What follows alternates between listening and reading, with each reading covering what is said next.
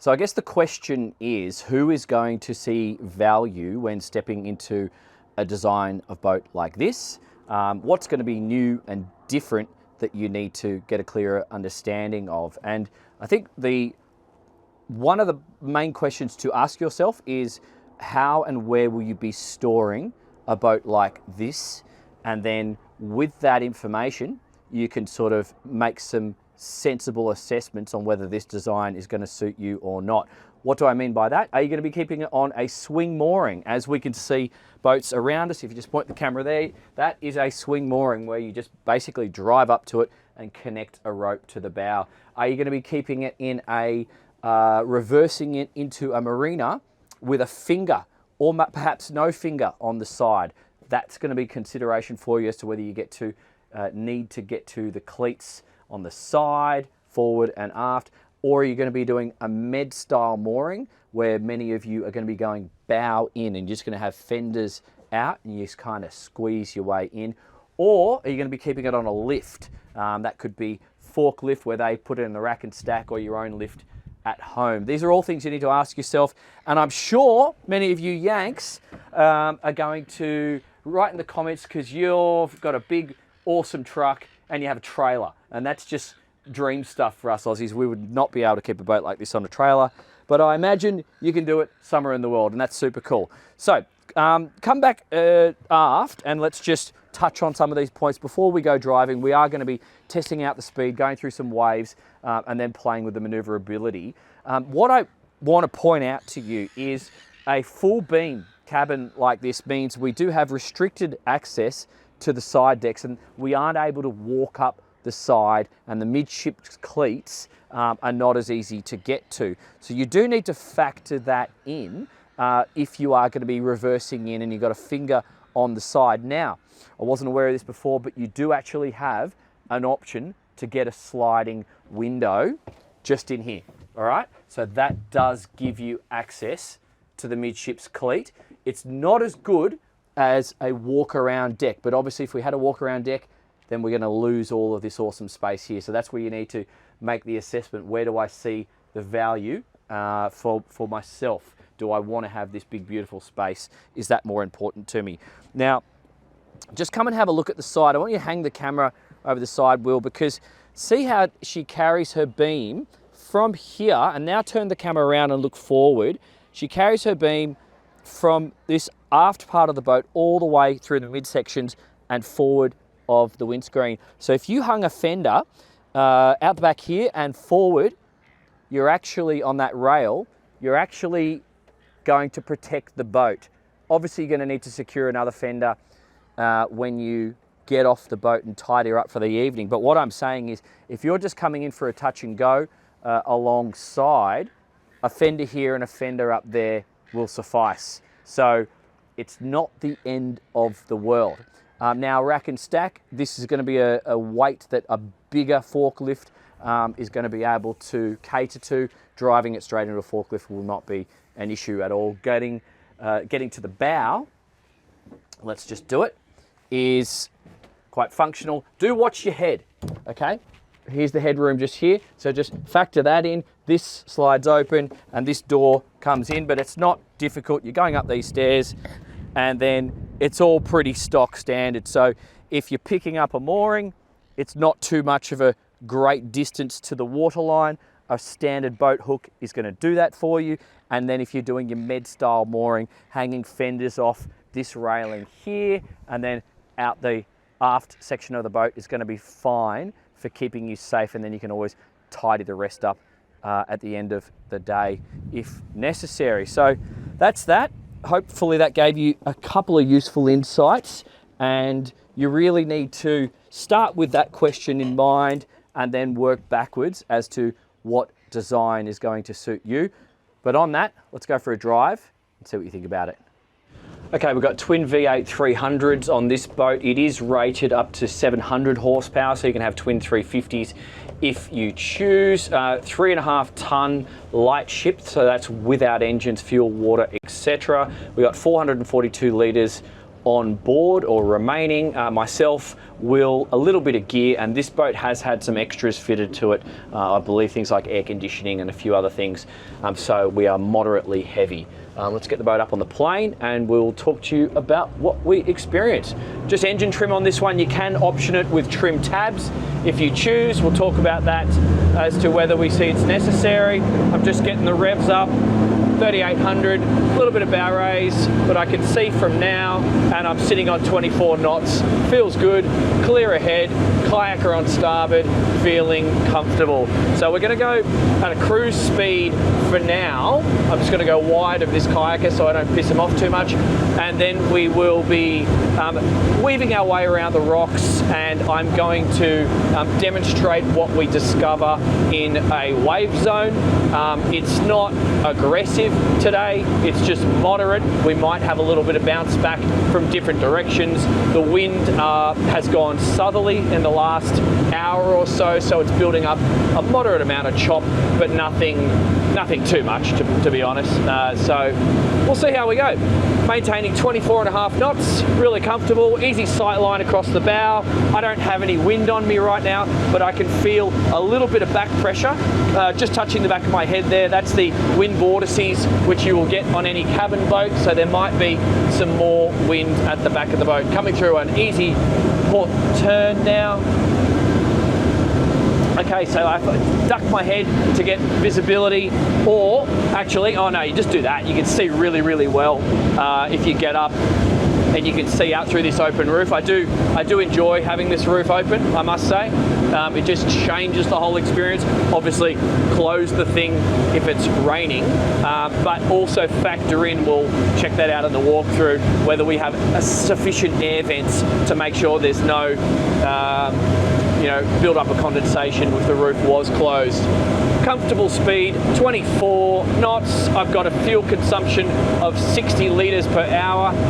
I don't know if that's single or twin, not too sure, but my economy is 1.29 litres per kilometre on this one. Okay, coming through another turn to port, all clear around. We saw a lot of dolphins yesterday and a couple this morning already. When I say a lot, I mean like 40 or 50. So if I make some sudden moves or decelerations, that's what's going on, because there was just a huge pot of dolphins just hanging around this general area and further out there yesterday, and I don't feel like pissing them off. Basically. Okay, increased speed to 26 knots, entering the wave zone. We have a little bit of moderate sort of little, chop, swelly stuff coming in from the east right now, and the motion is comfortable. The motion's comfortable. We might encounter a little bit of bounce back in this area. Doesn't feel like an adventure boat hull. It reminds me more of a sports cruiser hull at the moment. There's fuel economy, if that's correct. Maybe those air steps are giving us a true advantage in terms of the design and the fuel flow or consumption. Just feeling my way now. I feel waves from both directions, but at a 26 knot speed, perfectly comfortable. The engine noise is also not overbearing at this speed, so that's good. Here we have some swells coming in now with exposure to the sea, so I'm going to turn into them, maintaining that 26 knots at 3,500 revs, and the fuel flow, the consumption meter has just gone from 60 litres to 65. Okay, into some swells. Just feeling the hull here. Okay, so it's got more of a sports cruiser feel, although that is sending the wash out to the side. I'm not getting any of that. None of that spray is going on the glass. Obviously, I could reduce my speed if I felt the need to, but this is more about the test, I suppose. That feels good. That feels good, because we now have a mixture of short and sharp. Some of this is generated by the wind, some of this is left over from yesterday's easterly, and that's perfectly acceptable for a family boat that ticks a lot of boxes, which is what I believe this is the category it's going to sit in. Let's put those waves on our beam now. Not too much slamming.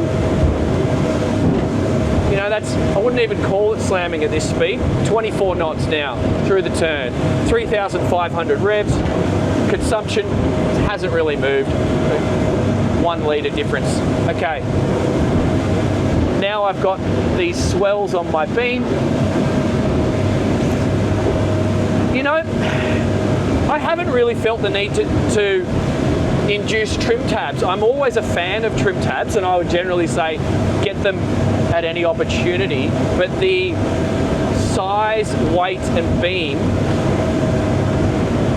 at the moment, it's not giving me that feeling. Although in saying that, if you load this thing up with your family and then everyone sits on that side, you're going to want to balance the boat. If you get a really windy day, you're going to want to balance the boat. So just have a think, have a play, but inherently the stability is pretty good. Some boats can be a lot tippier than others, and this one is not giving me that sensation. I'm just going to tuck in close to the rocks here because I can, and I want to bring you some nice photos, and I'll increase my speed moderately as we do that.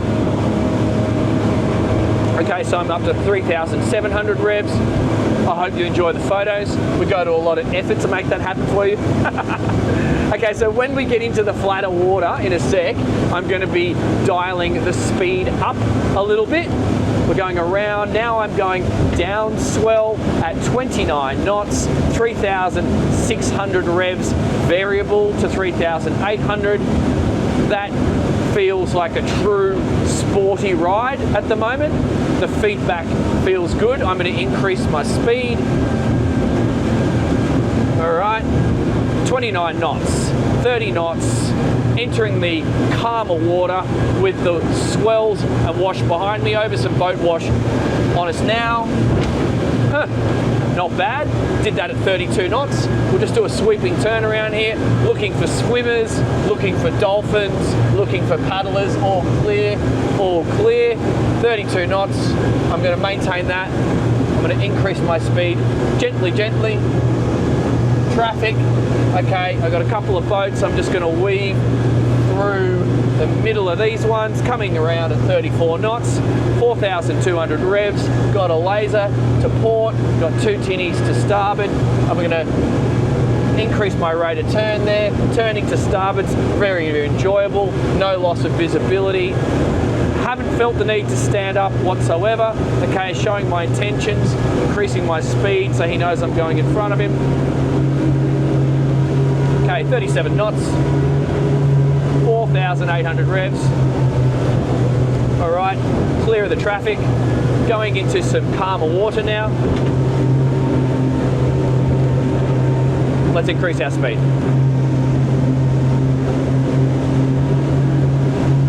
37 knots. It's actually not flat. I've got some boat wash here. I'm gonna have to get through that. Boom, boom. And now I can increase. Full throttle. 40 knots, 42 knots, 5,400 revs, 40, oh my God, this is blisteringly quick. I'm seeing 46 knots, 5,700 revs, 47 knots with anti-foul. That is quick for a family box ticking sports boat. Isn't that interesting? So, you've got the ability, when you have a boat that can top out at those sorts of speeds, you're not going to drive around at that all day long because the consumption really peaks. But what that says to me is that you can load it up with 6 to 8 to 10 people and still maintain a very sensible cruising speed. Like right now, 27 knots at 65 litres consumption. Now let's go fast cruise. Okay, 4,200 revs, 4,300 revs. That's giving me a speed return of 33 to 34 knots. That's a quick speed in terms of going from A to B. Let's book it into a turn, and you've got a fuel consumption of 90 litres. That's not too bad. Over a couple of waves here. Boom, boom, boom, skipping over them, not too bad. A couple of rattles from that door just up front, and I did feel a few rattles with the furniture downstairs that you actually don't notice at the helm, but I did when I was flying the drone. Overall, all I would do is tighten that little door to the bow, and I'm happy as Larry. Very, very interesting. Let's go do some anchoring and close quarters maneuvering and see how this thing behaves, and if there's any compromises that you guys need to think about depending on how you're going to store the boat. Okay guys, I have come to a slightly protected area. As you can probably notice, we still have a little bit of exposure to surge, so the boat's rocking. But I'm just going to discover how this boat maneuvers in a close quarters situation as best as I possibly can. I like to, and I suggest you do the same, discover this sort of thing out in the open before you go getting into a marina. Because if the boat doesn't behave the way you thought it was going to behave, then that's a drama. Because you don't want to be discovering it when you're next to someone's $1 million boat. So first things first, I always like to know how I can move around the helm, because if I need to leave the helm in a rush, that's kind of important. So right hand, I can slide that, standing, boom. So if I want to exit, that's quite easy. Just make sure it's with your right hand underneath the seat, seems to work pretty well. Sliding it back in seems to work perfectly easy as well. So with that, let's just put the boat into a spin. I've got engine centered, and I'll do transverse thrust, and I'll just see how she behaves. So just increasing my revs there to about 1,000 to 1,200, and it's perfectly fine. Let's just increase the speed a bit. Yep. Yep, that's fine. So obviously, that's one technique. If you want to increase the rate of turn, you can also add some bow thruster. Let's go and test the bow thruster. What I'm going to do is get the boat up into here, give us a reference point, and then I will use the thruster. Now, you also really need to factor in how you're going to be storing a boat like this, because there's pros and cons with every boat. There's no such thing as a perfect boat, and coming alongside a dock like this one we see here with a full beam cabin that we have available to us means we don't have access to the midships cleats, and hanging out fenders in the midships location could be a little bit of a drama. So what I suggest you do in a situation like this, because hopefully you're going to get fish and chips or whatever you're into, is you board people from the bow. So you make sure you got the bow thruster on. On this one, it's a 2-button operation. So this is a Vitas thruster. Okay, feels reasonably torquey, and it feels like, there you go. That's definitely moving us. You can see the boat rocking around with the surge. But what you can do, you've got plenty of clear viz. Knowing that we've already practiced this, we can flick the seat up, get better viz, and then just creep the boat into a dock if we need to, and control it with the bow thruster. So that's good. I feel like I've got perfect control here. I can hold the boat in this location. I'm doing it a metre off the dock because this is someone else's boat, but you get the idea. That's fine for boarding someone on and off. Now let's just practice how this thing goes in reverse and whether she likes to go in a straight line or not, because some of you are going to park it in a marina berth with a finger or without a finger, and that's kind of handy if they go straight in reverse. This appears to go pretty well. You can see me doing some steering input, but relative to the dock in front of us, that's okay. And obviously many of you who are doing the med mooring technique, you're probably going to come in and do the transverse thrust like we just did before and go bow in with fenders out on either side. So you just need to factor in the inability to easily get a fender in the midships. However, can you hang one over? Yeah, I wouldn't stress. I would just have some fenders forward and aft and sort that out later, because they are at the same extremity in terms of the beam. So if you're doing the med mooring situation there, I don't think that's a massive issue. And obviously with this bow thruster and the twin engines, if we're picking up a swing mooring, you can actually do it quite easily. I would just obviously have the door open on the bow, come up alongside the mooring. I would actually put it parallel with my bow on the starboard side, so I've always got a clear line of sight. I would stop the boat and then I would bow thrust myself over to the mooring. So rather than coming downwind and driving up and having the mooring disappear under my bow, on this boat, I would do it in such a fashion where I've got clear viz, starboard side, stop it, parallel with the anchor, give it a bow thrust to starboard, and then walk, don't run, and casually collect it like a rock star. Awesome, very useful. So what do you think about that one, guys? I hope you're enjoying this sort of presentation. I hope I'm able to condense the information and save you time. That's the whole idea of this style of video. I know the tours is another thing. The 300 horsepower seem perfectly fine to me. I don't see why you would upgrade to the 350s. Obviously, some of you are going to see some appeal in that, you do you. But this is a boat that ticks a lot of boxes. It's a boat that replaces a traditional sports cruiser. Is it a replacement for an adventure boat? I don't think so. Doesn't feel, doesn't give you the same sort of feeling through the ocean.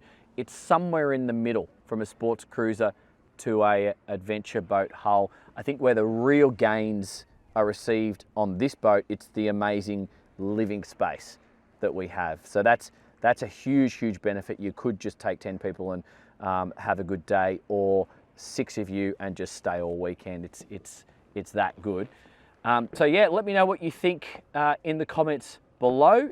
This is a new brand to me, so I'm really learning. I love getting these opportunities, and so I'm pretty keen to get on another Parker and see what I can learn, because this thing's sexy and it's a bit of a box ticker in my opinion. But do jump into the Patreon. That's going to be the extra content for those of you who are seriously looking to buy one of these, and if you need some help comparing it with something similar that you've perhaps seen me test in the past, that's the place to do that. I'll pop up another boat on the screen right now for you to do your own homework, and hopefully that was useful. Love you lots, and I'll see you on the next one. Thanks, guys. The impression that I get is that this design is taking a lot of good ideas that I've seen on boats, sports cruisers, adventure boats, and even things like the Flipper 900, and incorporating it on something of a mass market scale, and build quality